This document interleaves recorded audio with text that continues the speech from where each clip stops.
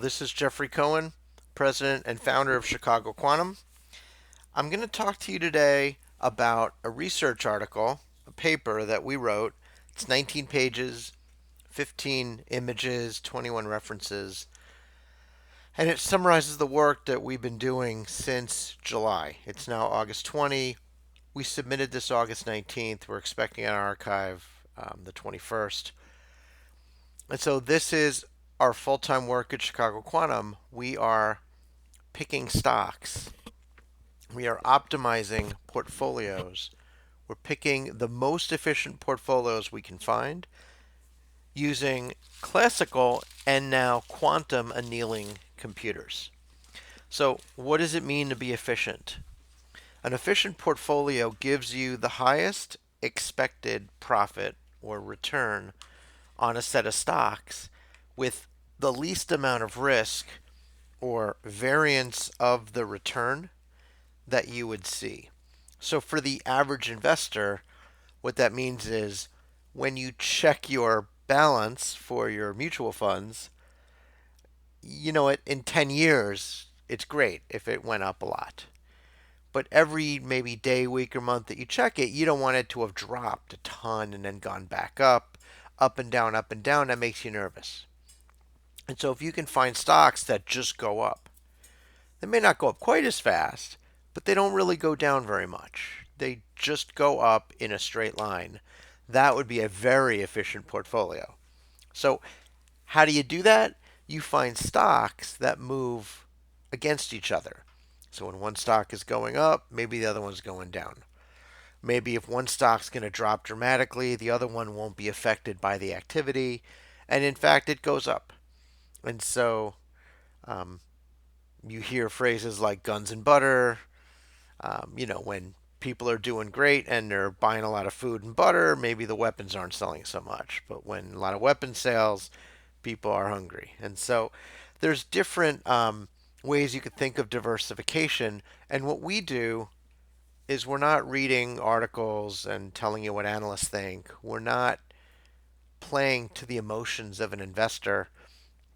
We just look at what the stocks did over the past year. We look at stocks that have traded for 12 months every single day. So in this case, with this research, it's 254 days in a row. We're able to take the historical data for those stocks and sift through every possible combination. By the way, it's a lot of combinations. It's like a quadrillion combinations. And find the couple of stocks that when you put them together, they give you the best return, expected return in the future for the least amount of expected risk. And so that's great. And we intend this to be valuable to individual investors, to investment managers, to corporate portfolio managers, really anyone who's dealing with assets. And this is just US shares of stock that we're working on is tickers of highly liquid stocks. But for the right client, we can imagine extending this to fixed income, commodities, currencies, even real estate. And so it's an exciting capability to be able to use classical models to solve this problem in under a minute and quantum algorithms as well. So meet the team. So I'm Jeffrey Cohen. Hi there. Alex Kahn. Alex is a member of our team. He's an executive in IT, strong insurance background, portfolio project management, and has dedicated his last 2 years to quantum. He's got a certification from MIT. Clark Alexander, I'm not making this up. He's actually writing a book on quantum computing. He's a math PhD. He's really great at discrete mathematics. He works with clients today and he solves really hard problems using classical and quantum algorithms. And so we're a pretty diverse team. Myself, my background, management consultant, working with enterprise IT companies to solve their toughest problems. Lots of times it's a financial problem that I would get involved in or a people problem. You put us all together, we're pretty good at this. And so the paper, I'll give you the introduction, we'll walk you through the abstract and really why we did it. The market context. What's the stock market been doing lately? Like Where did this stock picking capability come in terms of ebbs and flows of the market? What's the shape of the energy landscape? So, quantum computers work on energy.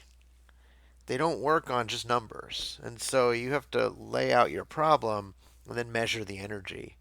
And what we do is we take the minimum energy, the bottom of the hill is the best answer. And we're looking for the deepest, darkest energy level or deepest, darkest crevasse in the mountainscape. And that's where the best stocks are located. So we're minimizing the value of the Chicago Quantum Net Score. Classical and hybrid methods. So we've had 5 models that we worked with. 3 of them are wildly successful. 2 of them actually not very successful at all. But you learn a lot. And by the way, we just ran one of these again last night. All of these run in under a minute. 2 of them run under 10 seconds. So you can pick stocks out of 60 classically in under 10 seconds. That's compute time on a Macintosh. Sitting down, running your job, and leaving, maybe it's a half hour. The D wave, it solves the problem in 21 seconds. We think it could be 15 seconds the next time. We had some calibration work we had to do. That's pretty fast too, and it found the right answer. Then we talk about the quality of solutions found, and we do a comparative analysis between the classical and quantum answers. So before I move forward, I've got to say this. If you read our last paper on 40 stocks, we talked about things like brute force, truly random Monte Carlo, and these things take hours and days to solve. Now we have 5 that solve in under a minute. So we've really advanced our understanding of the classical methods of solving this particular problem. The other thing to note is that we're out of the realm of brute force solving. You can't solve brute force. You could do brute force on 40 to make sure we had the right answer, but now you have to have confidence in the classical solutions because we're talking about 1,000,000 times or more longer than the couple of days you might have needed to run 40. We talk about the scale up potential and challenges of this. Can we get to 100 assets? And we make a conclusion. So we'll start you off. I'm not going to read the whole paper, but we continue to investigate the use of quantum computers for building an optimal portfolio out of U.S. stocks. We start with historic data. We use the D-Wave Systems Incorporated out of Canada, D-Wave 2000Q quantum annealing computer with 2048 qubits.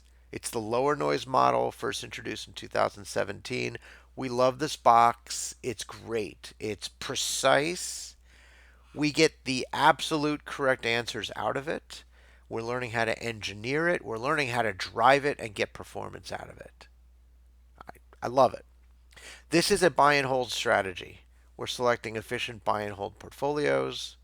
Think of it as a rebalancing strategy because you would look and see if what you're holding now is efficient. If not, you might make some changes. Most important sentence of the whole paper. Our results show that practitioners can use either classical or quantum annealing methods to select attractive portfolios. One is not necessarily better than the other, but you can use them both. I'm not sure we were able to say that after the last paper a month ago. So, we're inspired by the fact that we could use a quantum computer to find attractive investment portfolios. So, investment portfolios scale up as 2 to the n. So, if you have 10 stocks and you have to choose a portfolio, there's 2 to the 10. If you have 40, it's 2 to the 40. Now we're at 60, it's 2 to the 60. 2 to the 60 is 1.1 times 10 to the 18th, or roughly a quadrillion options. It's a lot of options. So we're investigating whether quantum annealing, which is the D-Wave system, can scale up versus classical methods. Can it? Well, yes, it definitely scales up to 60. So, and we've also we've advanced our classical methods. There's this thing called the ideal solution. What do we mean by that? The ideal solution is the best solution we ever find.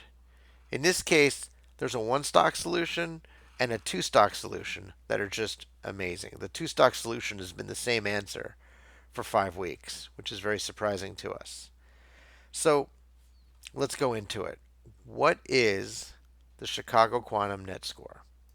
And why did we develop it? It's a good question.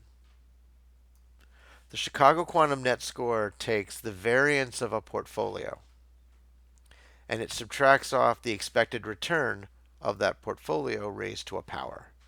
In this case, it's 2 plus alpha. We start off with alpha equal to 1, but alpha does not have to equal to 1. So subtracting off the expected return raised to a power from the variance allows you to net out or say, you know what, I want my expected return to roughly equal my variance. We also develop a Chicago quantum ratio, and that takes the covariance of each of the individual stocks against the market, kind of puts them together. So now we have a covariance of the stocks weighted in the portfolio against the stock market divided by the standard deviation of that portfolio. So we do the bottom one because if you look at the Sharpe ratio, you see a lot of nominal terms. What's your interest rate? How much money did the stock market make last year? And roughly, can I count on that again this year? This takes all that away. This is just market momentum. What's my market momentum for these stocks over the standard deviation of those returns of those stocks? It's great. It actually is a very nice proxy for the Sharpe ratio, and it works really well. So what are we using? We're using a D-Wave, DW2000Q, solver number 6. It's a 2048 qubit model. It's a lower noise system with the Chimera 16 by 16 by 8 topology. I love the name Chimera. There's a new one coming though. Now, 3 years later, 2020, there's a Pegasus topology, which has so many more qubits. It's over 5,000. It's much more connectivity between the qubits. But for now, we're still on the 2017 system. So whatever we can do here, we'll be able to do more with the larger system. The market context. So market's been going up, and interest rates are pretty low. Okay? We're assuming a risk-free rate of 1%. It's less than 1% right now. The markets have risen 18.6%. This is the average of 4 different market indices that we use. We don't want to just kind of bias it, right? So we take the S&P 500, which is actually pretty similar to the Wilshire 5000, except there's many more stocks. The Russell 2000 is the small caps, and the NASDAQ is the tech stocks. So you put them all together, take the average, you're at 18.6%, which is an amazing return historically for the stock market. So we're in a rising market. The beta of the stocks. So we weed out anything with what I call crazy betas. So the range is 0.42 to 2.1.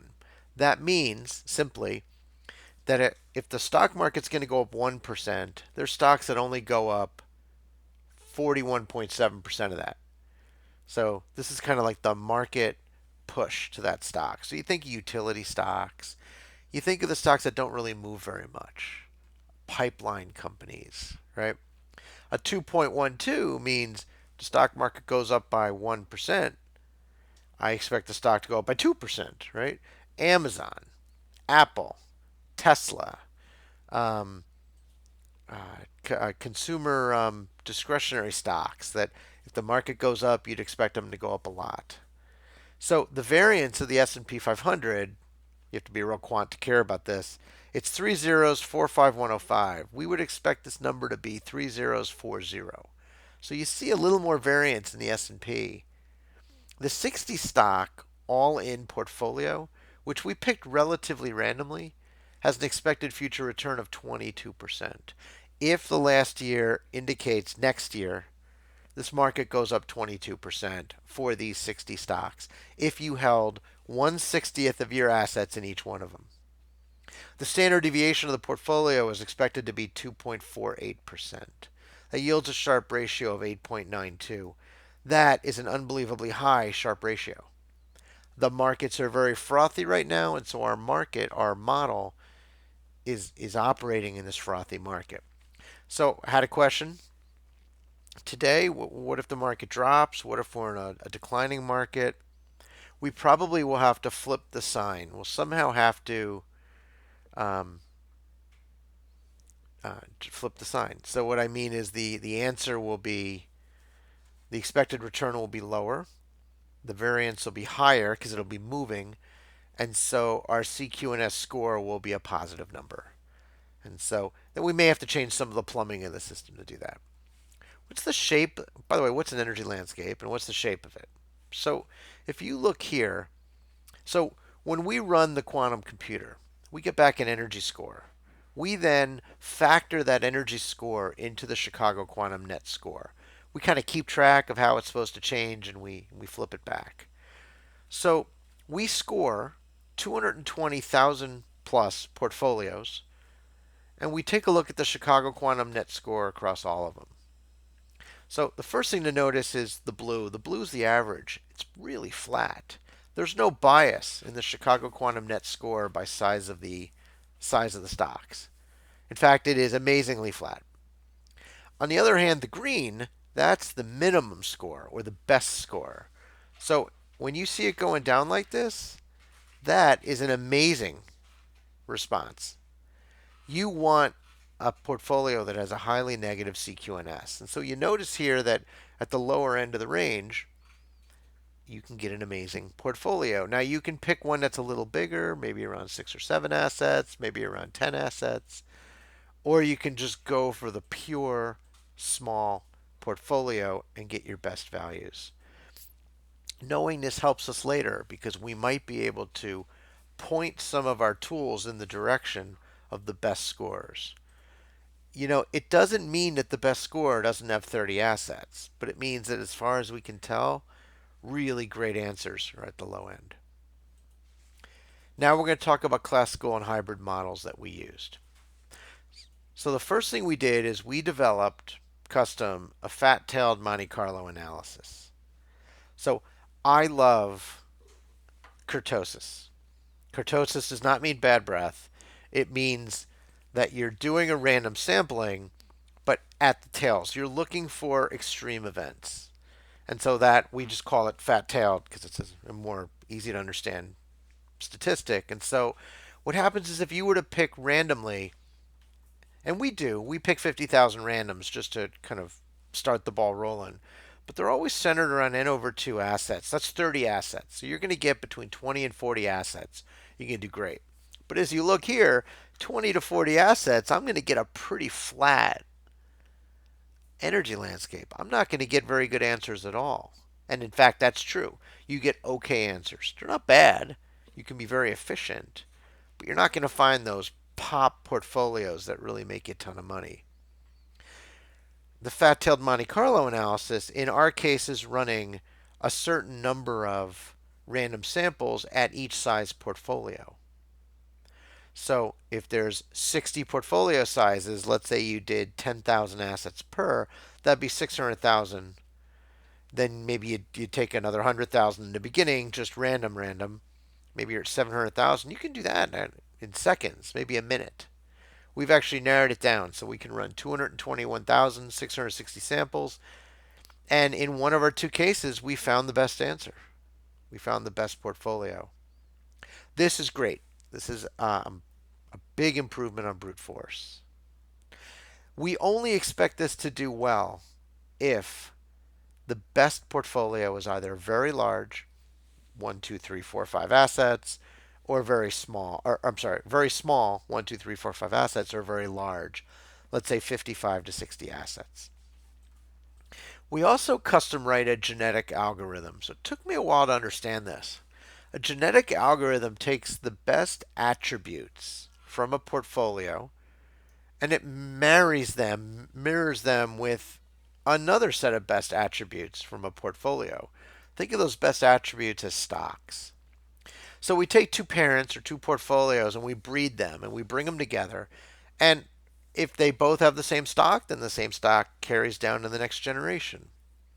We also have to breed in some mutations because we might find a bad minimum or a shallow minimum. Remember earlier we talked about the mountains and we're looking for the deepest valley? You might get caught in a not very deep valley. got to get out. And so we breed a ratio of 3 to 2 children to mutations so that there's always a chance of finding a better solution to pop out of your local minimum.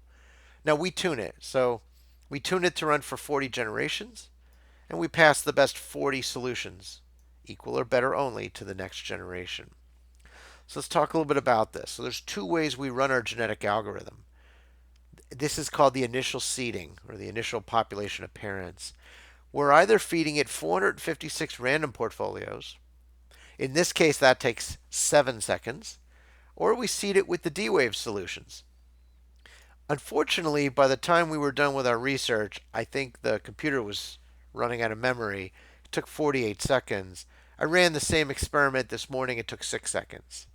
So, and we would always expect it to be less. So 7 seconds for the random genetic algorithm, 48 seconds for the D-Wave seeded, but on August 20, it only took 6 seconds.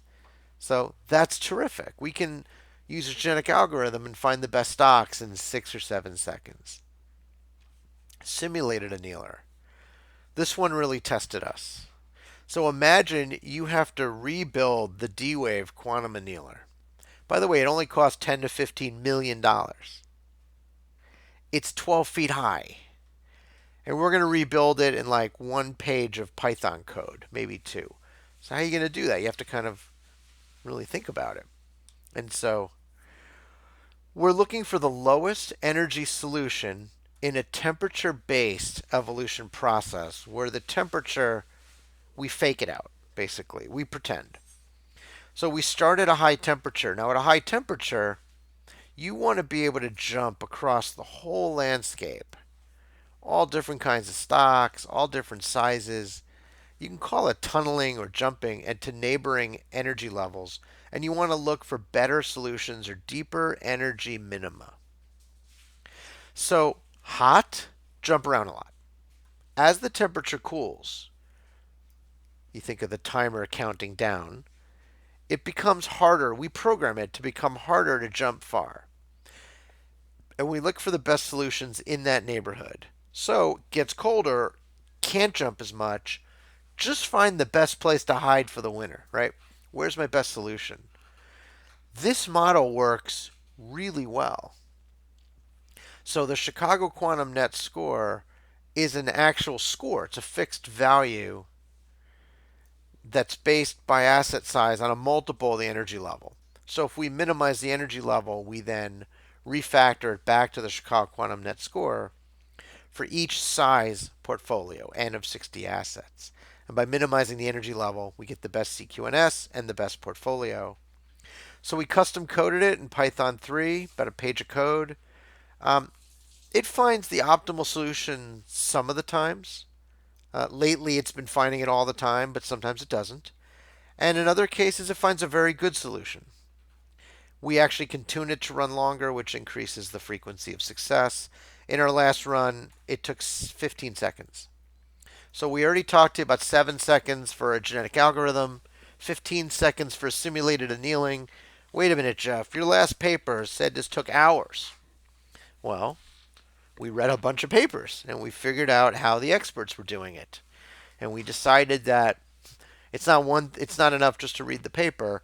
We built our own tool set. Fat-tailed Monte Carlo, genetic algorithm, simulated annealer, and we're ready to build them to solve other types of problems as well. We're also ready to tune these to expand to go for 100 assets, maybe even 256 or 500 assets, which would be amazing. I think I'll probably need a new Macintosh when we do that. Mine's from 2013. So how do you tune a simulated annealer? By the way, I looked at Google. No one is searching on simulated annealers. It's just not happening. So this is probably the first time anyone's told you how to tune a simulated annealer. Well, there's 4 parameters. The first is when to jump to a neighboring solution.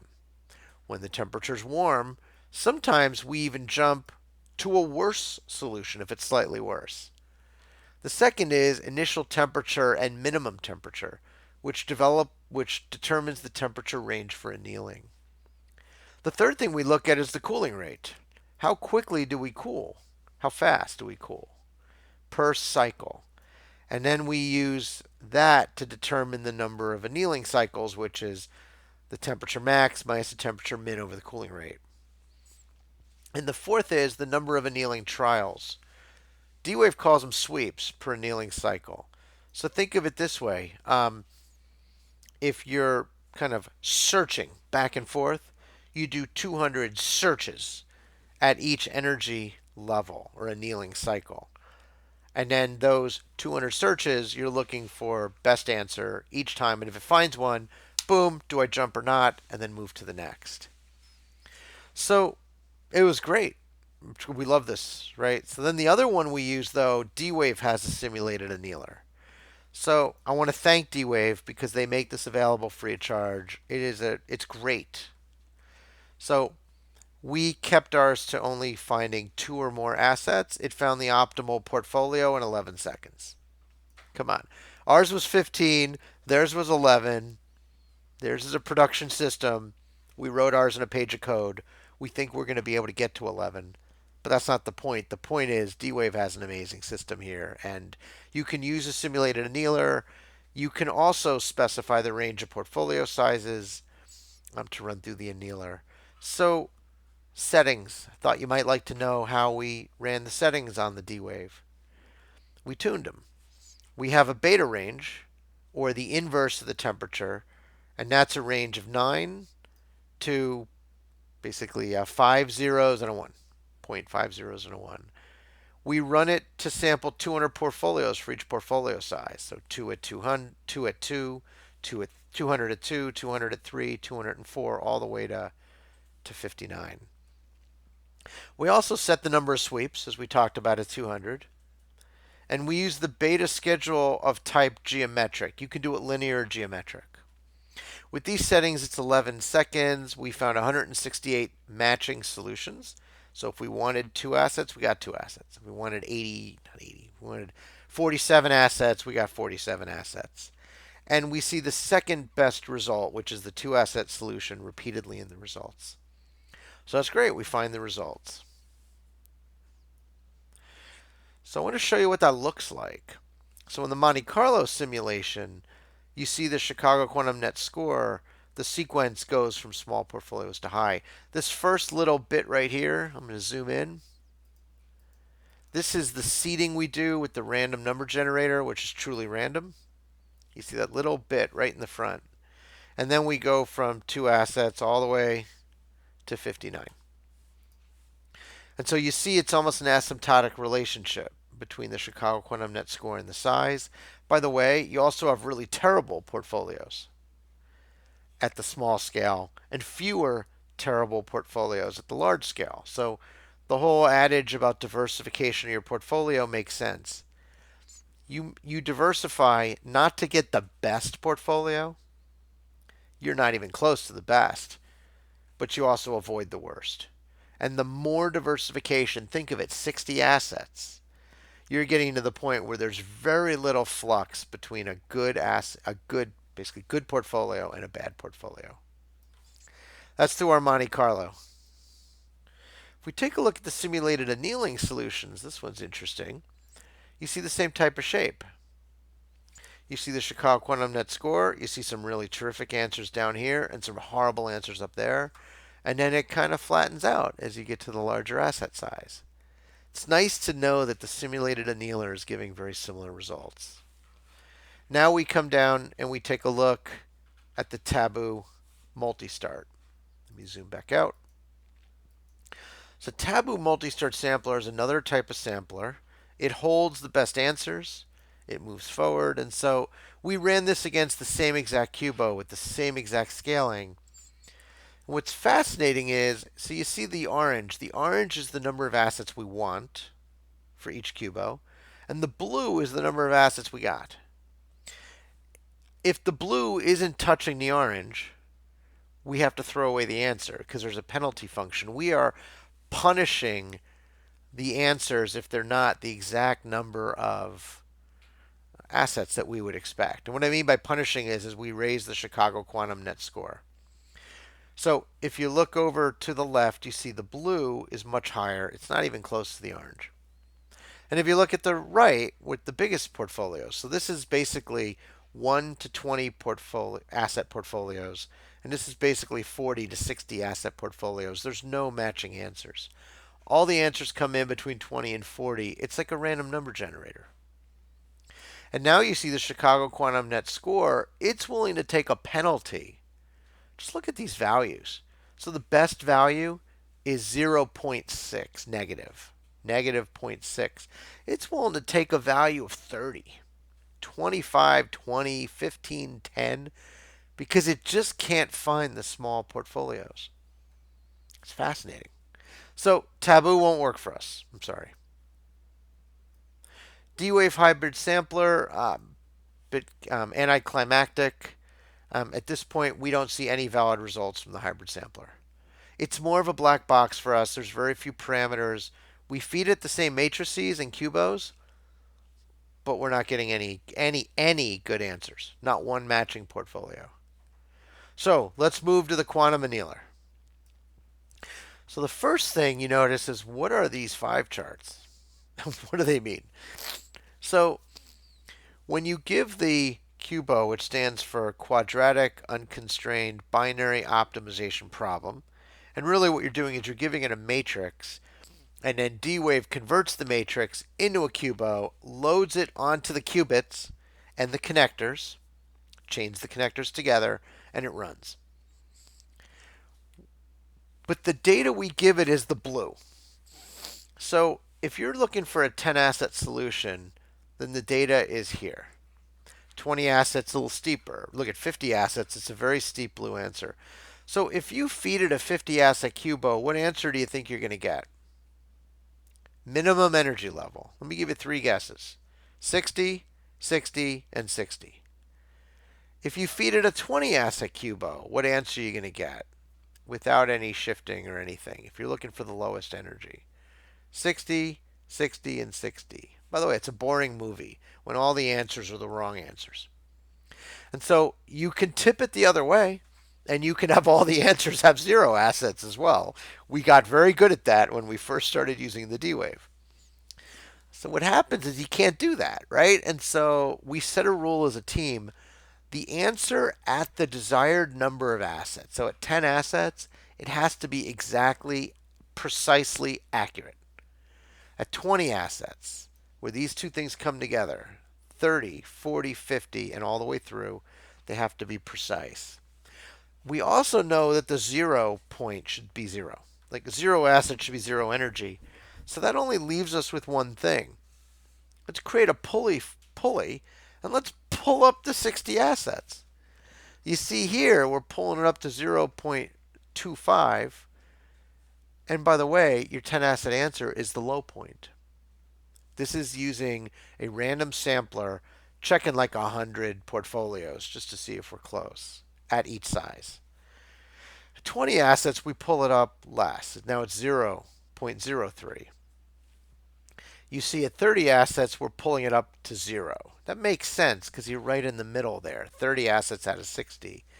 You pull it a lot less at 40 assets, and you pull it just a tiny bit at 50 assets so that your minimum answer is better. Now you notice here, there's still plenty of good answers at that 40 range that look like they're lower than 50. So we struggle to get the largest assets to read for us.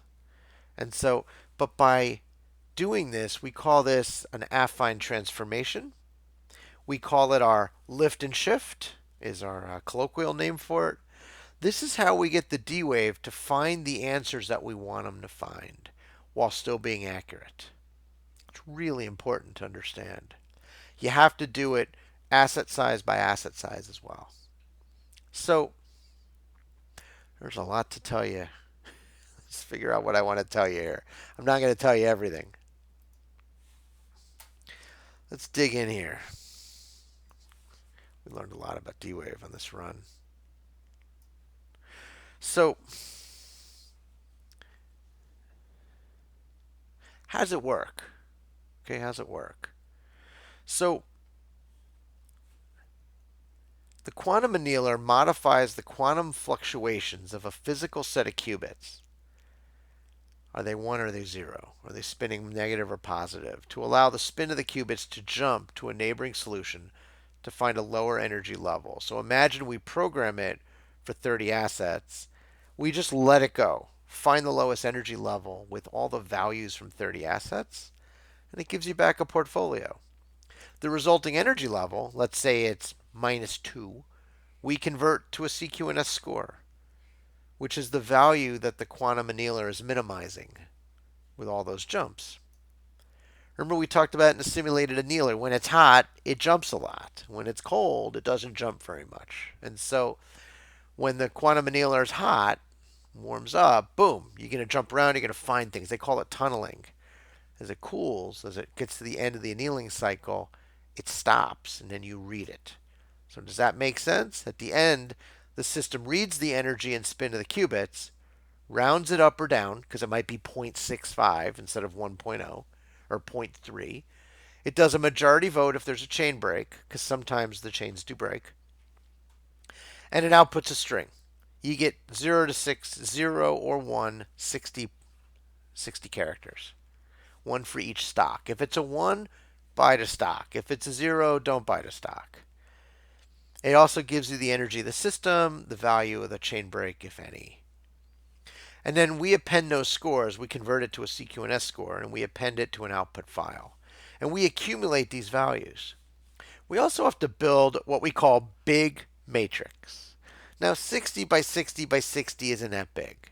But imagine if we had 100 assets, it's 100 by 100 by 100, and you're feeding in that matrix to the system. We load the negative of the expected return content on the linear terms. So if you think of a matrix, the linear is the diagonal. And the variance terms go on the quadratic terms, which is everything that's not on the diagonal. So we have to carve up the profit you expect to make and load that on the linear.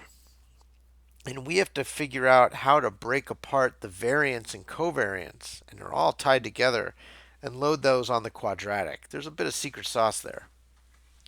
We then apply the affine transformation, which we told you about, the shifting or the bending the pulley, and we set the affine transformation with 3 points. The 0 asset point must be 0. The desired asset count must be accurate, and we increase the energy level for all the other points. It creates a shape like a pulley, and we showed you those points.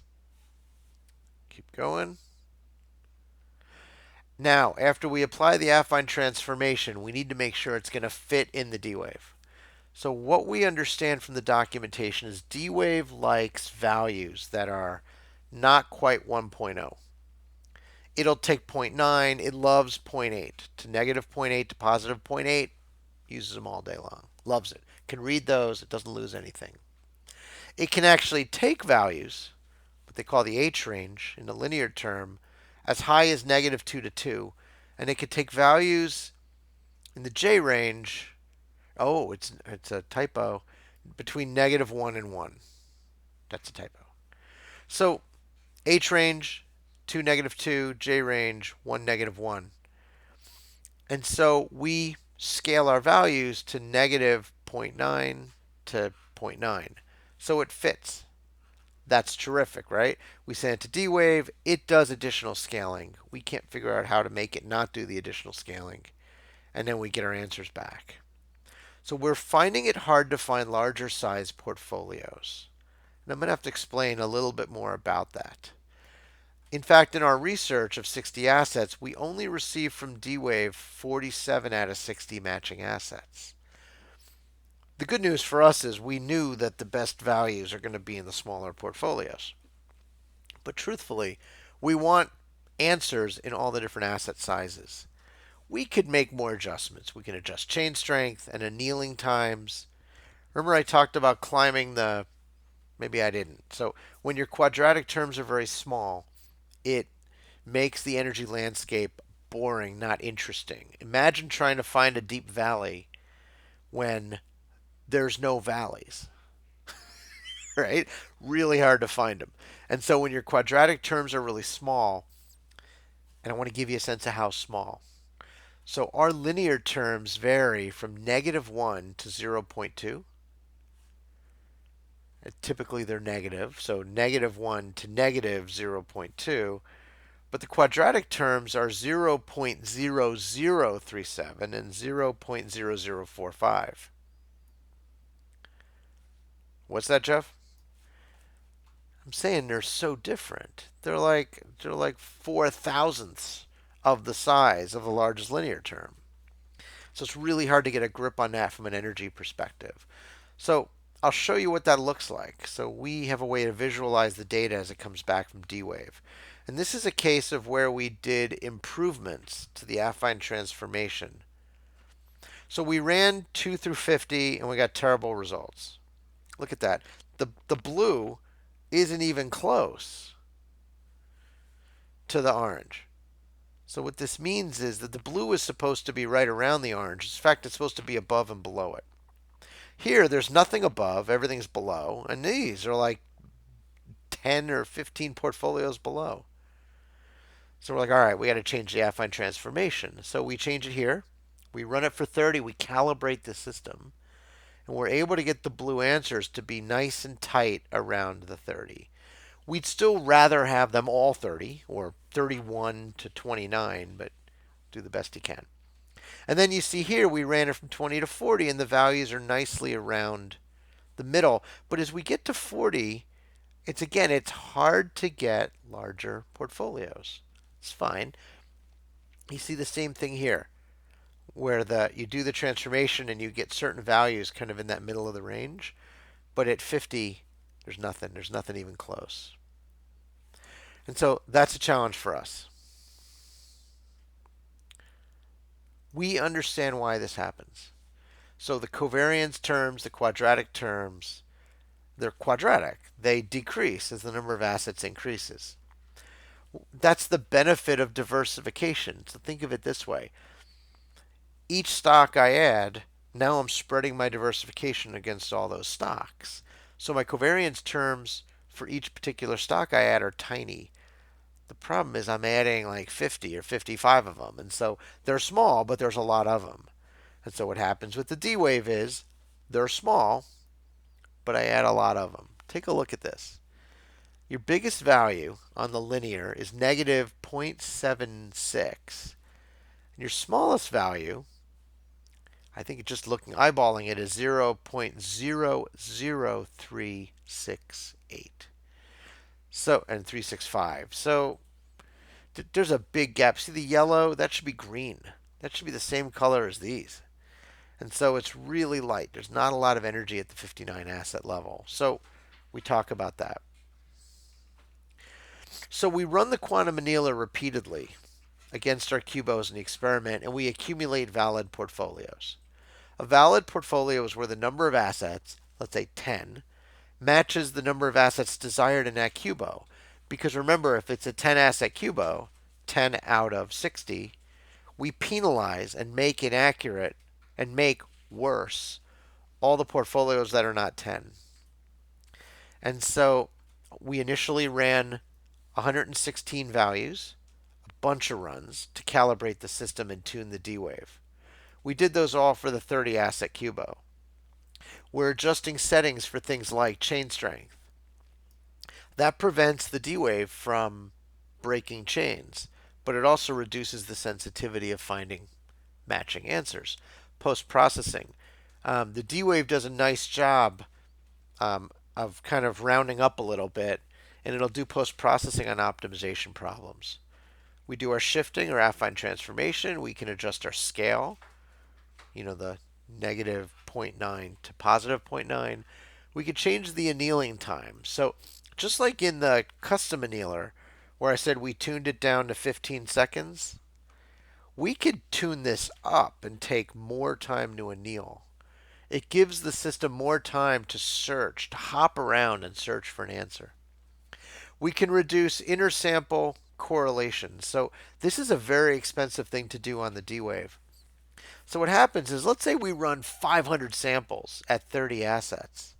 It remembers a little bit in between. It doesn't take a lot of time. So, you load the data, you program the data on, you embed it, you run, and then maybe, 100 microseconds later, you run again. it remembers.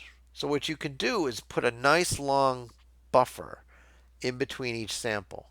But if you do that, you're paying for that time. And so we tried it once. It made a little tiny bit of improvement. We probably could do it more. That's an expensive option. And then to look at the resulting solutions and information about programming the QUBO, we use D-Wave Inspector. By the way, D-Wave Inspector is an amazing tool set. It's great.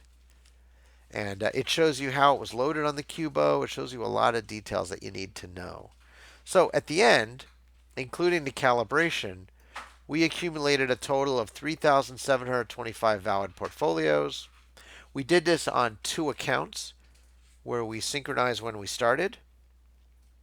But most of the charts you're going to see are based on 2,855, which is the number of valid portfolios we captured in the primary account. All the portfolio size ranges are from 2 to 47 assets. So we find some things out from an engineering perspective. There's an inverse relationship between chain strength and maximum chain length and the resulting chain breaks. That's great.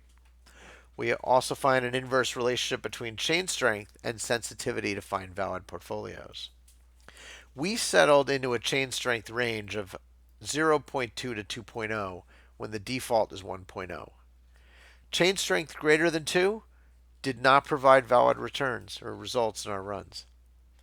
So I'm going to show you a chart later on where you can see the layout of our 60 by 60 QUBO shifted for 58 assets after embedding or programming onto the D-Wave, but before the annealing begins. Just want you to take a look.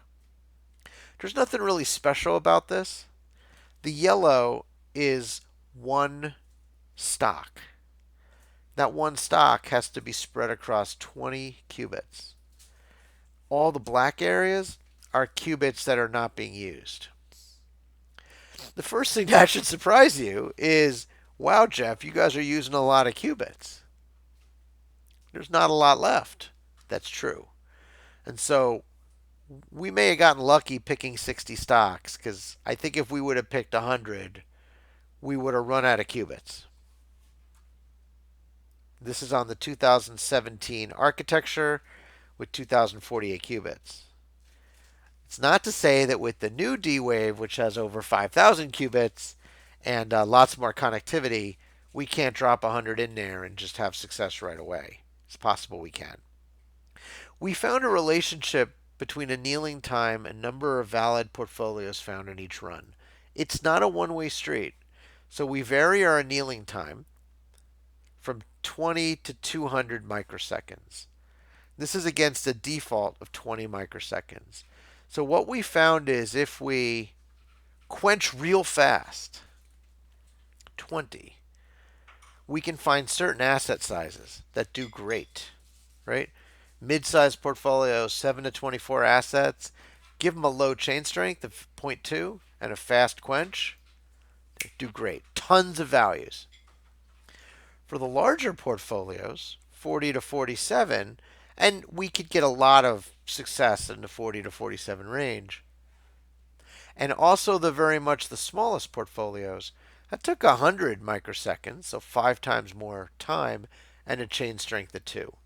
We did not try annealing times greater than 200 microseconds.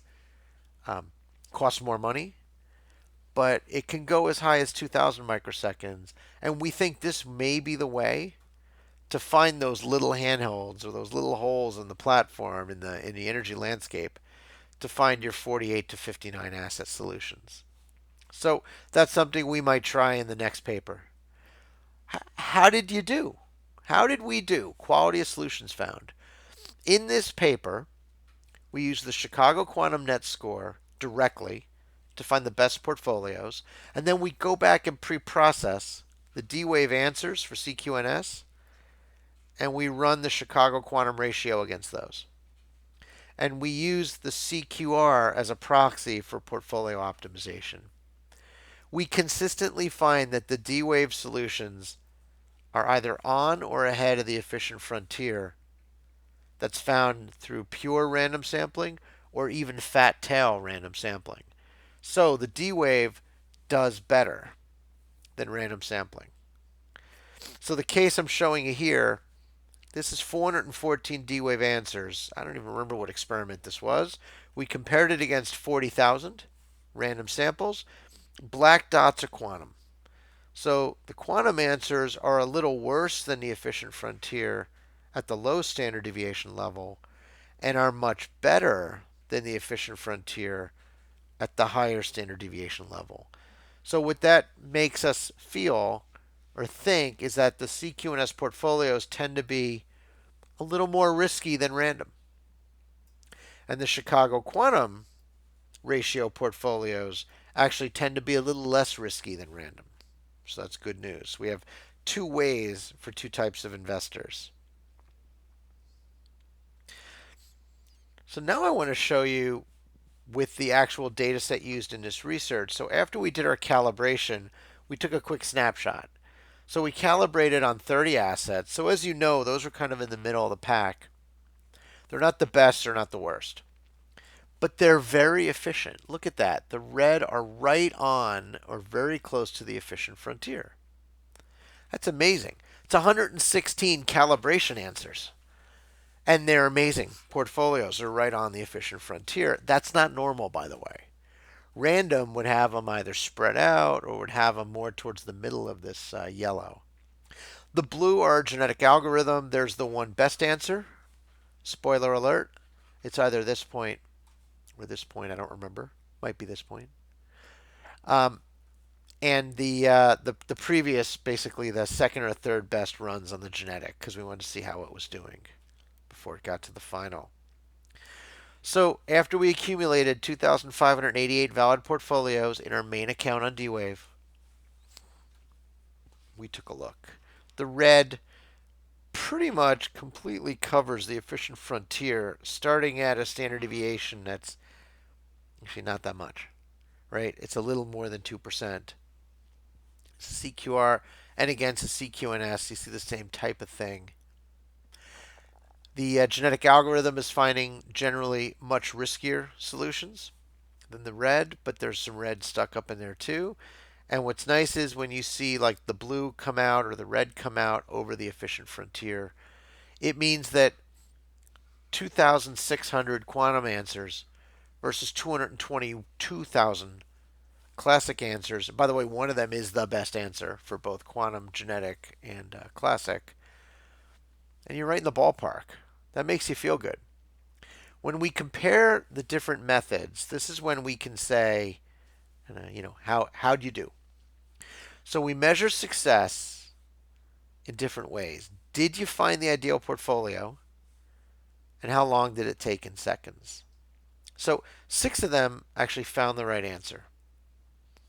They were all in under a minute. By the way, we talked about it. The genetic algorithm, which is 48 right there. I ran it this morning, same experiment, 6 seconds. So the genetic algorithm is by far the fastest. It should always be a little faster when you seed it with D-Wave because it throws away the worst answers and it keeps all the best answers. So if you start a genetic algorithm with great answers, it runs faster. Just trust me on that. So I went back and I redid it and it's 6 seconds. But for the paper, it was 48. I think my Mac was running out of memory. So it's nice to see that, right? The D-Wave simulated annealer, 11 seconds. The Bespoke simulated annealer, the one we coded, in 15. The Monte Carlo Fat Tail took 24 seconds. The Taboo sampler, we let it run for a long time, almost 5 minutes. It just found terrible answers. And the D-Wave hybrid sampler, we let it run for 5 seconds. And we had no valid results. And so you can see there's some choices here. That's great. By the way, just public interest. We're running on a 2013 iMac desktop with a 3.4 gigahertz quad-core Intel Core i5 with 16 gigabytes of 1600 megahertz RAM using the Mac OS Catalina and Python 377. So if anyone wants to recreate, it actually runs faster or slower on different pieces of hardware. The Mac's surprisingly fast. Scale-up potential. We see some challenges. Because our next experiment, after we do quantum walks on graphs, is going to be to move from 60 stocks to 100 at one time. And then we want to try to run 500 stocks at one time. So the first thing to note is our formulation puts a lot of strain on the system if we're looking for large portfolios. So anything more than 47 stocks out of 60, we struggled. We're going to have to do a whole bunch of engineering and mathematics to get those larger portfolios loaded. The other is the QPU is filling up. The quantum processing unit from D-Wave is filling up. We're running out of qubits. We're using a lot of qubits, up to 1700 out of the 2048. A linear extrapolation would say we have room for 20% more, or 72 stocks at the higher end of the loading. So that gets us to 72, but we want to hit 100. So, conclusion. Our goal was to extend our research from 40 to 60 assets. We did. We wanted to find the ideal portfolio out of a possible 2 to the 60 options. We did. We actually did not have to change the CQNS formulation to get to 60. We didn't have to change the CQR. And we were able to get 5 classical methods to run in under a minute. I mean, that's amazing. We felt really good about that. One of the engineering improvements we talked about was the graduated penalty on the 60 by 60 by 60 matrix. That's the affine transformation we talk about. I mean, we improved all of our classical methods. We think we might even be able to do better. And so we're going to scale the problem further. We believe we can scale the problem further. So we believe our results show that D-Wave can be leveraged to generate an efficient frontier landscape quickly with a small number of samples or portfolios, let's say under 1,000, and create a set of attractive portfolios. And it might even find, if you get lucky, the ideal portfolio. All in, it was 21 seconds. We think we can get that down to 15 seconds if we don't have to keep calibrating the system. We also gave you an addendum, which shows all the stocks that were picked, all the CQNS scores, and notes. From a reference perspective, we stand on the shoulders of giants. There are many papers and reference materials that we used, and I go all the way back to Harry Markowitz, Portfolio Selection, Journal of Finance, 1952, which laid the foundation for a capital asset pricing model and the Sharpe ratio. And of course, Professor William F. Sharpe, done great work. Wanted to take a moment and thank the Y Finance folks. Ran Arousey maintains this. We use it. It's really helpful. And Yahoo Finance provides all the historical data used in the experiment. I want to thank you as well. All right, so we talked about our paper, how we were able to optimize a portfolio of 60 stocks. In this case, it's 2 stocks. It doesn't have to be. It could be 10 or 20 stocks. We use classical and quantum algorithms. They work great. They work in under a minute. And we're excited. We're excited to share the research with you, and we hope that others will pick up this challenge and help us get to 500 stocks. Thank you very much, and take care.